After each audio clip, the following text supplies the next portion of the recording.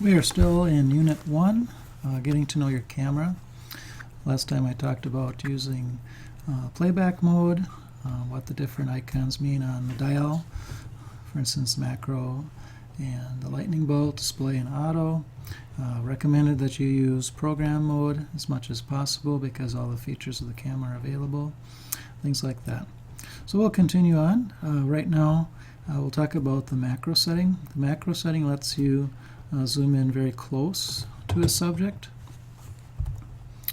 If you're in program mode and click or press, the flower or the macro button, you have a choice for shooting close or near and far or just far. For our purposes, I'd like you to try some shots using the macro setting. Again, probably want to press halfway down on your shutter for focus lock to set in as well. Okay, so those are some basics about taking care of the cameras and knowing your camera. We're going to go into now photography elements and principles. In our unit, I'd like you to take 50 to 150 or more pictures. You will be presenting your best 10 images in front of the class. It doesn't sound like many, but it does take a lot of work. It takes a lot of trial and error, lots of practice to get images that you're going to be proud to present to your class. One of the reasons why we're doing the photography unit, it's a great way to learn visual literacy, how to communicate visually, which is one of the things we use computers for, is to communicate visually with graphics and designs and things like that. So trying to become more visually literate, and photography is just a fast, good way to get some of those skills and some of the terminology. All right, in class you were given a shot list of 25 different shots. I'll be going over all 25 shots in the remaining videos, and we'll also talk about some of the principles and elements related to photography and design as we go through. It is not possible probably to take outstanding examples of every shot, but I want you to attempt as many shots as possible more than once, and don't be frustrated if you don't get something that you can present to the class for every shot. Remember, you're only keeping the 10 best, and so 10 out of the 25 I think is reasonable. All right, shot number 1, and this is probably the toughest one to accomplish, and you probably can't accomplish it right away. It's like waiting for the right moment to happen and capturing something. And sometimes you take a lot of pictures and you look through what you've taken and you discover something as well. So there's multiple ways to get this one done, but it kind of is a discovery. It's something that you can't always force. It's called the one-word essay, or another way to do this in a similar fashion is called the My Favorite Lyric. Here are some examples of the one-word essay, and you can type one-word essays on the internet and you can get some examples like this. So the photographer chose for their one-word essay here determination, and this photo exemplifies determination. Looking at this one, what would be your best guess as to what is the one-word essay?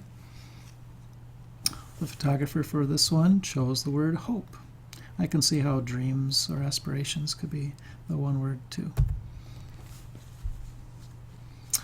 Some people might say the one word is love. The photographer chose the word contentment for this one. The photographer chose not the word respect, but honor, which is a similar word. Friendship, love, tenacity. Here's an example of the song lyric idea. So my favorite lyric, pick a lyric of one of your favorite songs and see if you can capture or discover a picture you've already taken that matches real well with what that lyric is saying. Here's shot number 2. And I've told you to practice this one already. Some people think all photography is taking a selfie. Photography is more than that, but selfies are very popular right now. Selfies are usually taken straight on, and I'd like you to try taking some selfies from different angles, not just straight on. So give that a try.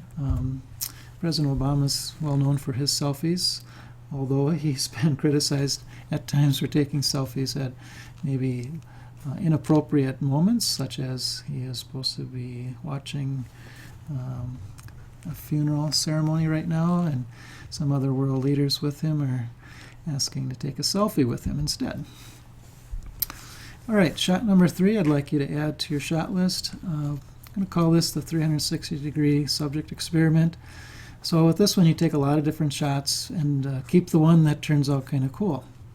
I would encourage you to twist your camera for this, turn it vertical, and try this at different planes.